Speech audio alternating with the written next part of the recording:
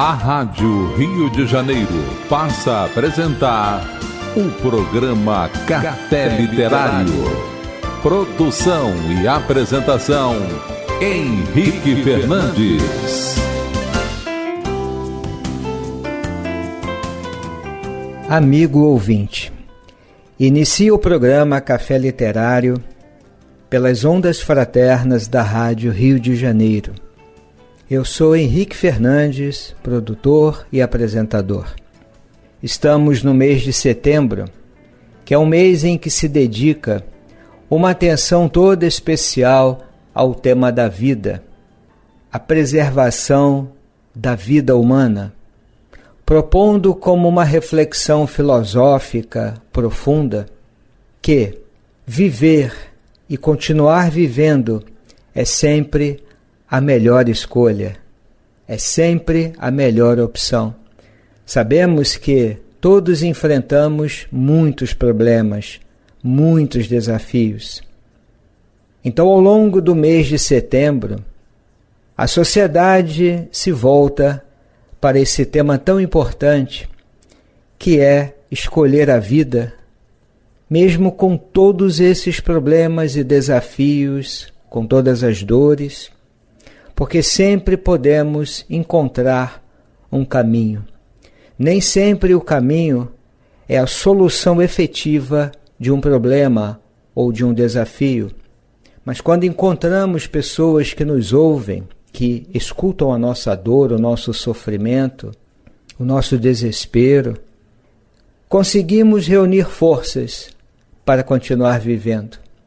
Conseguimos nos reorientar na vida para prosseguirmos com os nossos enfrentamentos existenciais. O homem contemporâneo enfrenta inúmeros problemas, que não são apenas problemas individuais, quer dizer, um problema exclusivo de uma pessoa no seu contexto pessoal de vida. Não. Muitos dos nossos problemas emocionais estão associados a fatores estruturais, a forma como a nossa sociedade está organizada. No estudo mais aprofundado das bases, por exemplo, da depressão, da desesperança, do desamparo e do desespero, são 4 Ds que têm preocupado o homem contemporâneo: depressão, desesperança, desamparo e desespero. Não podemos hoje sustentar estudos que focalizam apenas o indivíduo. Ele está errando, ele tem uma falha, ele tem uma deficiência, ele não tem fé, ele não é forte, ele é fraco, ele é covarde. Não, não é nada disso. Nós temos hoje que ampliar a nossa visão para compreender as bases da depressão, vamos repetir, da desesperança, do desamparo, do desespero. Nós temos que ampliar a nossa visão e considerar fatores pessoais, psicológicos, portanto, fatores do indivíduo. Mas também temos que compreender esse indivíduo dentro de um contexto que é sempre social, econômico, histórico.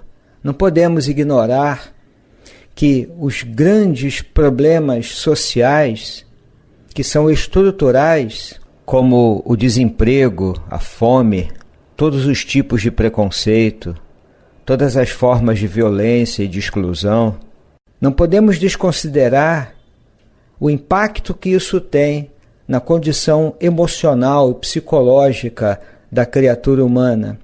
Tudo isso tem configurado um conjunto de desafios para todos nós.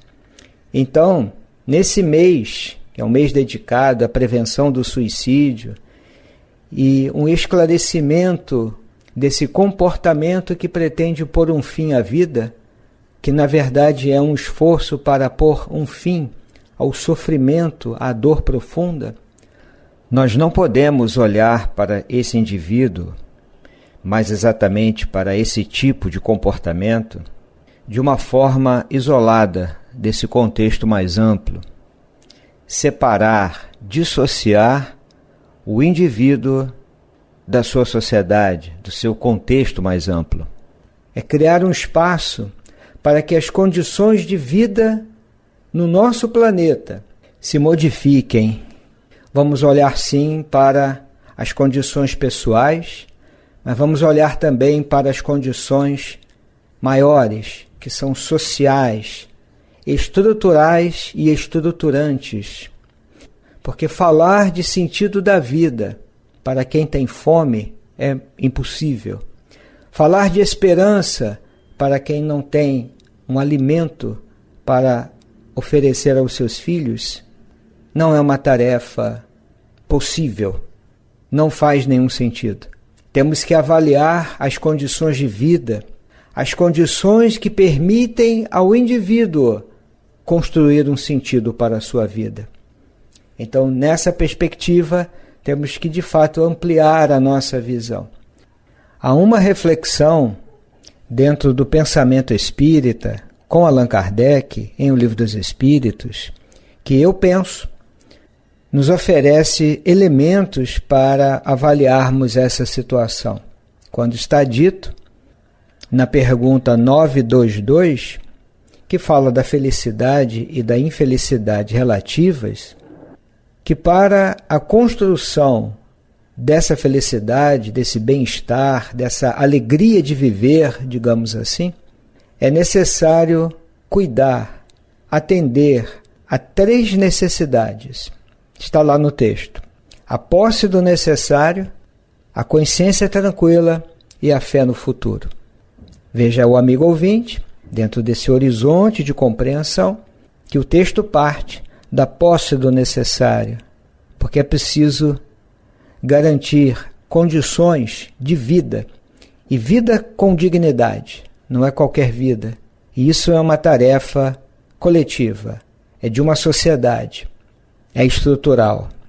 Isso envolve educação, isso envolve a comida, o emprego, o lazer, as condições dignas de vida.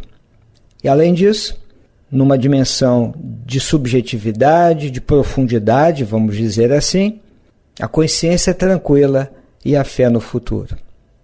É claro que aí caberia uma reflexão mais profunda, mas não é a proposta no programa hoje. Mas hoje, particularmente, nós vamos dedicar alguma atenção ao tema da desesperança, fazendo um pequeno recorte, falando dessa desesperança, o medo de ter esperança, numa condição mais individual, olhar mais para o ser humano na sua intimidade, tentando de alguma forma oferecer algum horizonte de esperança para todo aquele que no momento está lidando com uma dor, um desafio, um enfrentamento mais difícil no campo da vida. E para abordar essa questão, nós vamos abrir o livro que já foi apresentado aqui mais de uma vez no Café Literário, do Dr. Robert Leahy, um especialista em psicologia clínica, que se chama Vença a Depressão, uma obra bem interessante. Nós vamos dedicar alguma atenção ao capítulo 3 desse livro, Nada dá certo. Como superar a sua falta de esperança. E por que isso? Para entendermos a depressão, nós temos que compreender um dos seus sintomas básicos, que é exatamente a desesperança. E alguns estudos sugerem uma possível relação entre os pensamentos suicidas, ou a ideação suicida, e a desesperança.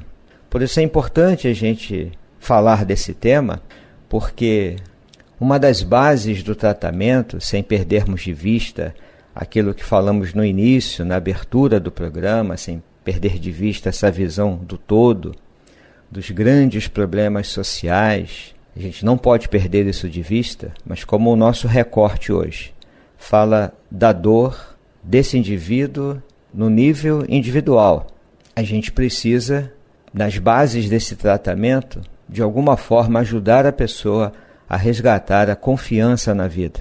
Não é um trabalho fácil, porque, como temos dito, não é só uma tarefa da pessoa, é o trabalho de uma sociedade.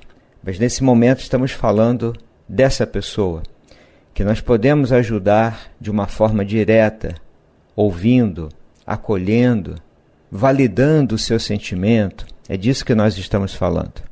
Num dado momento do capítulo, ele nos convida a refletir a respeito da relação entre decepção e desesperança.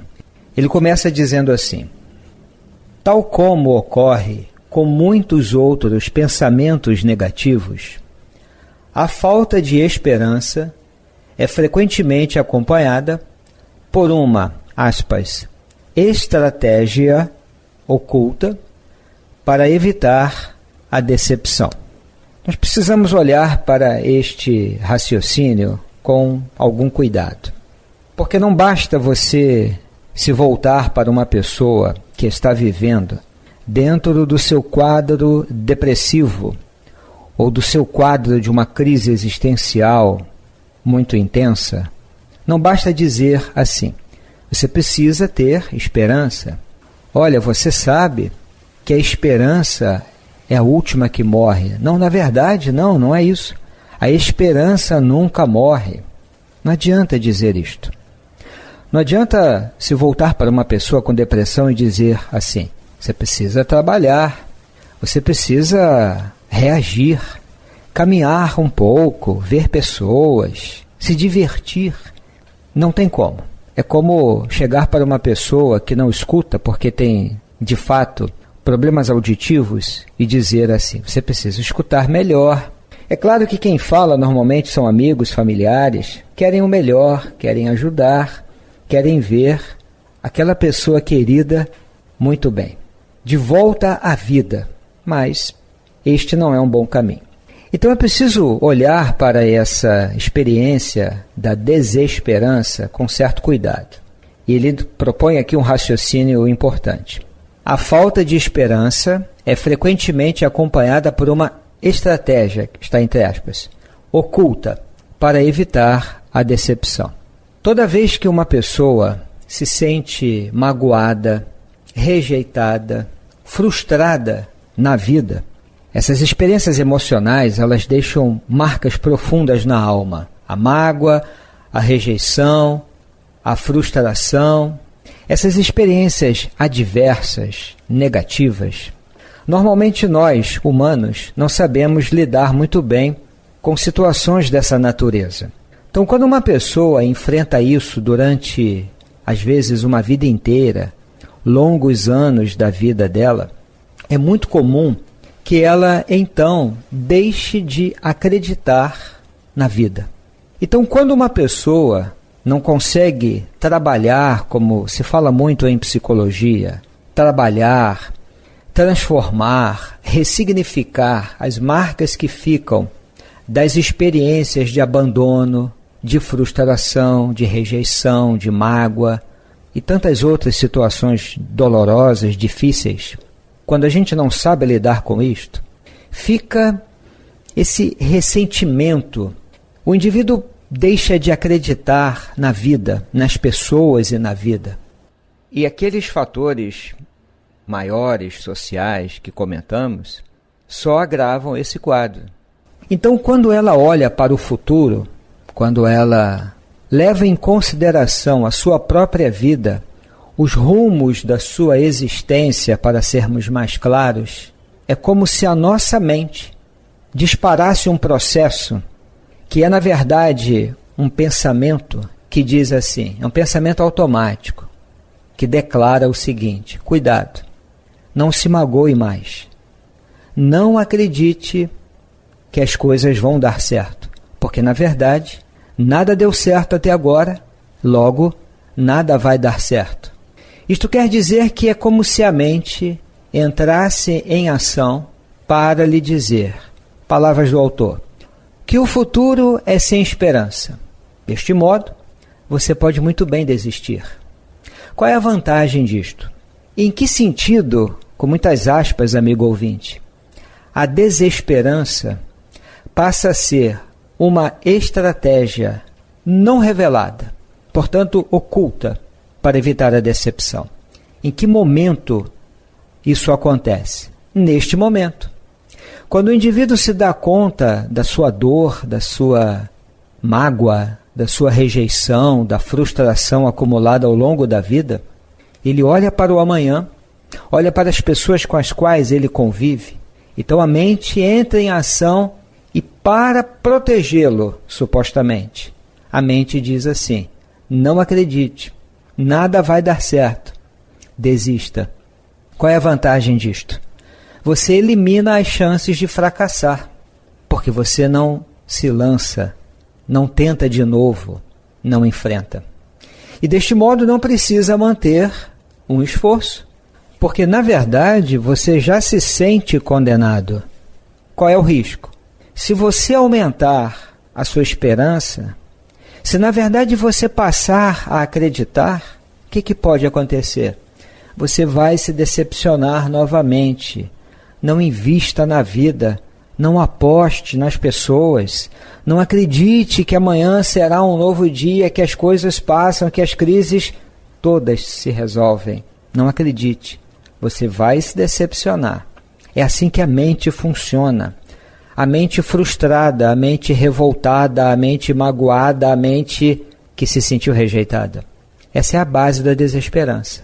Então ela funciona muitas vezes como uma estratégia falsa, sempre oculta, que nos protege, entre aspas, de uma nova decepção.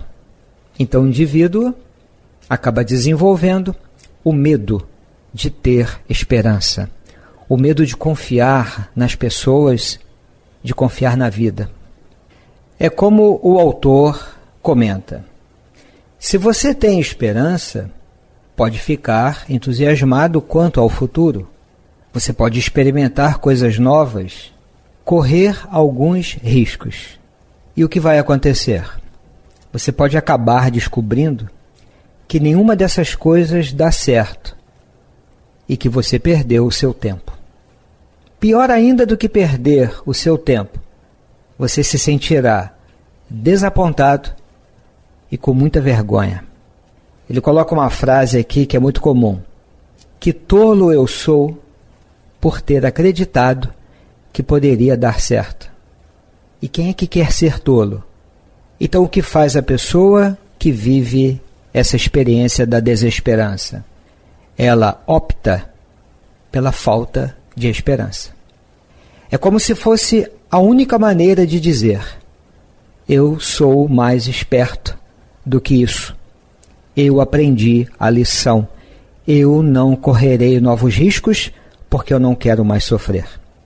Por isso, amigo ouvinte, nós precisamos vencer, superar essa visão que comumente nós temos, um tanto simplista, dos quadros existenciais e emocionais de desamparo e de desesperança. Ninguém vive isso porque é assim que ele encontra o caminho da felicidade e do bem-estar. Não é isso. Isso é um desvio de rota. E todos nós estamos sujeitos a essas situações. São processos da vida. Então não basta, eu repito, de uma forma simplista, dizer para uma pessoa que está vivendo essa desesperança: você precisa ter mais confiança. Ou na perspectiva religiosa e espiritual: você é um ingrato, porque não confia na bondade de Deus, na providência divina. Mas é preciso compreender, amigo que nos ouve, que esse processo não é espiritual, é emocional, e que se dá dentro de um contexto social. A gente não pode perder isso de vista. E é difícil uma pessoa acreditar verdadeiramente que existe um Deus que protege quando ela experimentou ao longo da vida inúmeras situações de abandono, de desamparo e de desesperança. É muito difícil. É como se nós precisássemos, no primeiro momento, curar a ferida emocional, para que ela possa então se abrir dentro do horizonte de espiritualidade e passar a acreditar em Deus. E essa experiência ela é tão forte, e a pessoa que a experimenta sente isso com tanta clareza que o nosso autor chega a dizer que muitas vezes a pessoa pode até achar irritante se alguém tenta lhe dizer que as coisas não são sem esperança. Ou seja, tem um caminho, tem jeito. A pessoa é muito convicta na sua dor, na sua falta de esperança. É como se nós, dentro do nosso quadro de tristeza, de crise, entendêssemos ou concluíssemos que, na verdade, essa pessoa que quer me fazer crer que a vida tem esperança, que as coisas podem mudar, é como se essa pessoa não entendesse o que verdadeiramente eu sinto e tudo aquilo que eu enfrento. Ela não consegue entender que essa dor, que esse desespero são coisas muito reais para mim. Isso é muito comum acontecer. Por isso, um primeiro passo para quem deseja ajudar alguém que vive o quadro da desesperança, especialmente dentro da depressão, é essa capacidade de perceber sem julgar a dor do outro. Então é preciso que eu tenha a capacidade de alcançar este sofrimento e compreender, sobretudo, aceitar. O que eu posso é oferecer a oportunidade dessa pessoa falar, dela comunicar a sua dor, o seu sofrimento, a sua queixa, a sua revolta, que ela possa falar sem se sentir julgada. Isso é muito difícil. E não tem que ser um profissional para isto. O profissional, ele é formado na área e tem técnicas que podem facilitar este trabalho. Mas muito mais do que isso. E aí qualquer pessoa pode desenvolver essa habilidade. É a capacidade de escutar e acolher. A pessoa nesse quadro, muitas vezes, ele faz um comentário aqui muito correto. Ele diz assim: ninguém pode entender isso. Ninguém pode realmente avaliar que a sua falta de esperança não só faz sentido, mas também o protege do futuro. Se eu desistir, não poderão me magoar novamente. Então a pessoa acaba criando, no contexto da vida dela, um lugar dentro do qual ela quer ficar quieta.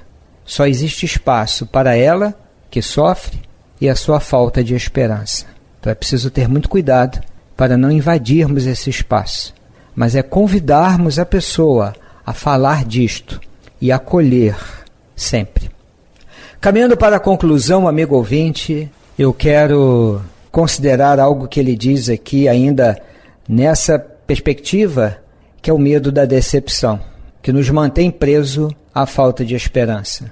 Isso pode parecer uma vantagem. Pode parecer. Aparentemente, não ter esperança o protege de ser desapontado quando as coisas não dão certo. Mas vamos pensar juntos na lógica dessa afirmação. E o autor diz: uma vez que não pode impedir que os reveses aconteçam, e isto é um fato, nenhum humano tem este poder. Então, na verdade, o que é que nós estamos dizendo? Eu serei melhor ao lidar com isso se for deprimido. E o autor diz: duvido. E é para duvidar mesmo, porque no fundo, amigo ouvinte, é muito mais difícil lidar com a decepção se você estiver triste, autocrítico e hesitante. No fundo, a falta de esperança, ele encerra praticamente essa seção do capítulo dizendo isto: a falta de esperança não o protege, ela o derrota. Por isso, querido ouvinte, se nesse momento você estiver com a sua mente envolvida por esse pensamento de desesperança e esse sentimento de desamparo, e na verdade com muito medo de apostar uma vez mais e sempre mais na vida, busque ajuda. Abra o coração com alguém da sua confiança, porque é possível rever todo esse quadro e, com o tempo, voltar aos poucos a acreditar na vida. Fica o convite, a essa reflexão. Aqui nos despedimos, desejando a você muita força, muita serenidade, muita esperança. Até breve! A Rádio Rio de Janeiro apresentou o programa Café Literário. Produção e apresentação, Henrique Fernandes.